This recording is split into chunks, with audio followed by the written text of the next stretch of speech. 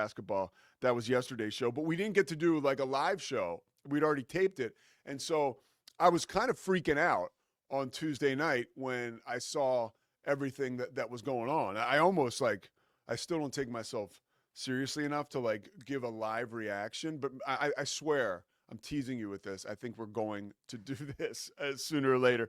Even I'm serious because I was like, man, I should go because I had so many thoughts, but it's probably better that I got a chance to catch my breath because now I have some notes on it. Okay. We all know what I'm talking about. The Connecticut Sun on the road against the Indiana Fever. Late in the game, well, actually early in the game, it started to get chippy. Uh, Long-term rivalry with J.C. Sheldon and Caitlin Clark that goes back to their days playing in the Big Ten, Iowa and Ohio State. Fifth pick in the draft. That's where Sheldon went in the 2024 draft. Of course, Caitlin Clark goes number one. There is a relationship and a history between those two, which seems to be tension-filled. By the way, Caitlin Clark people like jumping in the comments that like we don't know about women's basketball. First of all, and I'm going to get to that, I worked with women's teams at USA Basketball. I worked in the WNBA for the Charlotte Sting a long time ago. But let me just drop some credentials here. I did PR in the WNBA. I worked in the NBA for years. Don't tell me I don't know women's basketball. Don't. And it's quite possible I made a mistake and said that Angel Reese was better than Caitlin Clark in the video we did about a week ago. That's not true. And if I said that, I didn't mean it. Okay? Let's move on. You guys are all over me in the comments. And I want to address that because, honestly, at the end of the day, I so appreciate you guys checking this out. All right, back to this incident. So early in the game, by the way, there was an instance where you saw Caitlin Clark kind of get into it a little bit verbally with J.C. Sheldon. And Caitlin Clark, Sheldon says, you can't do that. And Clark responds, I can do whatever the F I want. And by no means does a comment like that deserve a face rake like WWE style that we saw come minutes later. However, it's chippy. That's how it is. And Caitlin Clark invites some of that chippiness. Okay? She is a SHIT stirrer, as my dad used to say, right? Like a Woody Woodpecker. And she's so good, right? She's so good that she frustrates her opponents. And yes, there's got to be some resentment there. And that's okay, right? Like that's a human emotion. Like she came into the league. She is the league. She hasn't won a championship yet. She's only in her second year. She's all anybody wants to talk about. I could get how, a player in the WNBA would have a resentment against that, specifically a veteran or a young player looking to kind of put their mark on a game, or somebody maybe like Marina Mayberry, who doesn't have much of a career and is labeled an enforcer, who absolutely just shoved and rolled Caitlin Clark onto the ground. And you know the incident I'm talking about. So later in the game, J.C. Sheldon is D'ing up Caitlin Clark, real close for comfort, almost too close for comfort, right? Eventually it was. She gives her the face rake. Caitlin Clark kind of bounces up. She gets up off the floor. She's fine. But then all of a sudden, she gets crushed by Marina Mayberry, by the way, who's from New Jersey, like Asbury Park area. I knew that. Look out. Tough people there. I'm from Philly. I know. So Mayberry just like checks her to the ground. There was a point where I felt like Caitlin Clark was like O.J. Simpson's character, Nordberg, in The Naked Gun. Like everywhere she went, it was like, boom, she was hitting something. She put her hand down. Oh, she's getting, it was one of those deals where she kept getting whacked around. And that's a microcosm or a window into her career and the lumps she has taken at the hands of her other competitors in the WNBA. So this happens, right?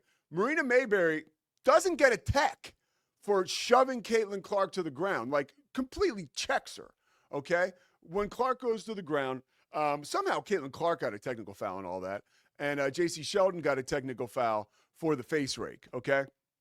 So then you get the fourth quarter, right? And this is where this gets so interesting because I had said aloud when I saw that highlight, I can't believe the first highlight. I said, I can't believe Caitlin Clark's teammates are not sticking up for her. And it wasn't, things happen fast, right? And you don't want to see a bench clearing brawl. But if you were thinking like I was that her teammates were going to come and stand up for her, you were very wrong. Sophie Cunningham, we see J.C. Sheldon get a breakaway layup late in the game, and Sophie Cunningham kind of catches up to her and almost breaks her, throws her to the ground. Sophie Cunningham, at the age of 6, was a black belt in Missouri. This is true, by the way. Youngest black belt in the state of Missouri. She played high school football. Okay, don't let the blonde hair and the big smile fool you. And she was feisty playing defense at Missouri. That's who she is. And don't think that the Fever didn't acquire her to sort of look out for Caitlin Clark. They needed some of that. They needed that intensity. It's very similar to Charles Oakley being on the Bulls with Michael Jordan. And we see this even in hockey. I remember Wayne Gretzky had to get enforcers when he was with the Oilers, and then when he was with the Kings.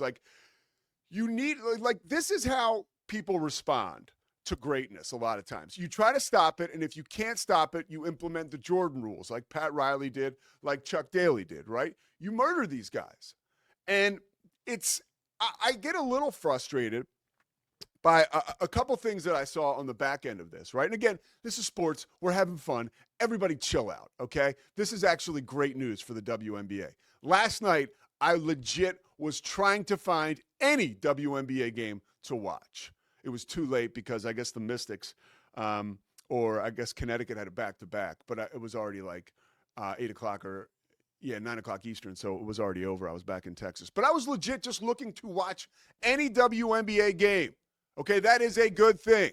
And it was because of what I'd seen transpire the night before and what I have seen with Caitlin Clark and the electricity now that is shooting through the league thanks to the conductor, right, Caitlin Clark. And I believe that sometimes we as members of the media can really clutch our pearls and take this stuff a little too seriously. I do. It's not like this major dramatic narrative. All this stuff can be true. Caitlin Clark can be the best player in the WNBA. She can also be a little mouthy because that's what happens when you're that good. You have some kind of an ego and you got that chippiness, right? Even if you don't see it all the time. It can be under their breath, all that. It was hard for everybody to understand if you weren't that close to the fire that Larry Bird was the biggest trash talker ever. Larry Bird, literally, Julius Erving didn't fight anybody. And towards the end of his career, Larry Bird was torturing him so bad, he just kept saying to him all game long, yep, I'm going to hit this jumper, nails a jumper. And then finally, Julius loses his mind and freaks out on him, right? And you know the picture of the two fighting. So that is the type of response that an amazing player like Caitlin Clark can elicit, right? It brings about intensity. And yeah, there can be a little bit of resentment. So what? There's professional resentment in every single job. I think, unless the pilot light isn't on, I look around the landscape of broadcasters, play-by-play guys. Yeah, that guy's awesome. I love what he brings to his show. Maybe I can find a wrinkle there that will work for me. But also I hate him because he's got, 20 college football games he's doing, and I only do 5. There's some of that, right? And it's healthy to a degree. I also believe that sometimes there are just younger players, like I mentioned earlier, or players who maybe don't matter that much, who it's I might as well get mine in. Let me knock, Caitlin Clark to the floor. And I have to say, there is, by the way, after the Sophie Cunningham thing, 6 technical fouls were issued, a couple ejections. And I said that because I want to get to the post game where Steph White, the Fever's head coach, Caitlin Clark is asked about the officiating, and Stephanie White does a nice job, right, of protecting her player from getting fined. And I haven't seen if Stephanie White is getting fined or not, but if she was in the NBA, I could promise she would have gotten hammered. Stephanie White just crushes the officials, right? And then something that, again, is one of the same type of the same vibe that will invite the intense response from opponents. Caitlin Clark is look, I love her. You love her. She's awesome. But she was being obnoxious during that press conference, making all kinds of faces. It was sort of juvenile, and I thought that was beneath her. And whatever, it comes with the package of Caitlin Clark, right? And, we can't have it all. Certainly I am not perfect. I am, trust me, okay? So I get it. You're allowed Um, put it this way. That was something, if that was another player, I feel like they would get a lot of crap for that. And Caitlin Clark just skates on it. I also want to say another thing, too. Everyone is coming down on the WNBA officials. And of course, there is room for improvement. I think the Fever coach, Stephanie White, said it the best. And this is, by the way, where I can come in with my experience. You know, I worked in women's basketball. I've said it before, worked for USA Basketball, traveled with some of the best women's basketball players ever, right? Candace Parker, Candace Wiggins. And then I moved on and worked in Charlotte for the Hornets and the Charlotte Sting. And I've always been a women's basketball fan, just because it's in my DNA. I grew up around Villanova basketball, Harry Peretta. And honestly, when you played pickup at Villanova when I was in high school, you would play with some of the girls on the team. I remember this girl, Lisa Baglio. She was like a yo-yo, that dribble. And then we played once with this girl, Jenna Skeeters, who was great at Villanova. And my friend Murph, she had a breakaway layup, and Murph hammered Jenna Skeeters like into the backstop. I think people gave Murph a hard time about that, but Skeeters was really good. Anyways, I've always had mad respect for women's basketball players, and I'm a fan of the game. And being a fan of the game, I can tell you firsthand, which I know you feel the same way if you're watching it all, the game has gotten so much better. It is faster. It is more precise. There is more outside shooting because with the three-point, right, everybody wants to shoot threes now, and it makes sense mathematically. That is a part of the game. You know, the WNBA is not a game where they are going to go over you and dunk on you. It's just not. But it is a game where if you give them a moment, right, you give somebody like Caitlin Clark an inch, she can light you up for a 30-foot three-pointer, like she did earlier in that game against J.C. Sheldon and was talking a lot of crap. And then later in the game, when she pretty much cemented things. But I was a little frustrated. Oh, this is the thing I was saying. Sorry, don't let me get all over the place. So Stephanie White did make a comment like the league is getting so much better, everybody but the officials. Let's take it easy, okay? There is a lot going on right now, and I feel like this is not foreign to leagues experiencing changes and success. Again, I will go back to the 1980s and early 90s. The NBA, David Stern and Russ Granick, basketball ops commissioner or deputy of ops, they outlawed the hand check in the late 80s, early 90s because it was getting way too physical. And their stars, guys like Michael Jordan, were not getting the opportunities to shine in the face of this brutal basketball, which really was just a crappy way to play. It was a boring thing to watch. I mean, you look back, by the way, at some of the NBA finals, like, and not the MJ stuff, like afterwards, when I think it was Pistons Spurs, like there was like 67 to like 65 in the 2005, 2006 NBA finals. Like that was boring. Okay. Basketball is way more exciting nowadays. And it is when you have that free flowing style of play, which I talked about in the 80s, right? With MJ, and then moving into the 90s, it slowed down a little bit, talking about the Pistons. And now we have totally revved back up, maybe too far in the other direction. But women's basketball is amazing, and the referees will have to improve. And I think that the league, the WNBA, will help them improve. I also think it's tough for a WNBA ref who is probably somewhat inexperienced to jump out there and make a huge call or, you know, shut down Caitlin Clark, the biggest star in the game, or shut down somebody else. I do believe there is an inexperience there, which, again, I think needs to improve. And I think the league will help with that, right? I do believe Caitlin Clark could have a role in improving the situation. I think that rather than always crushing the officials and now crushing the media, the one guy was asking a question after the game, and it was regarding the tussle. And Caitlin, who was probably emotional in its post-game or whatever, and she's frustrated. She's like, you want to talk about the game? We talk about the game. Well, look, unfortunately, that fight took place on the court during the game. That is part of the game. And the way things work in the media is a credentialed member of the media can ask the question, and then you can answer it however you want or not at all. Like, that's how that exchange works.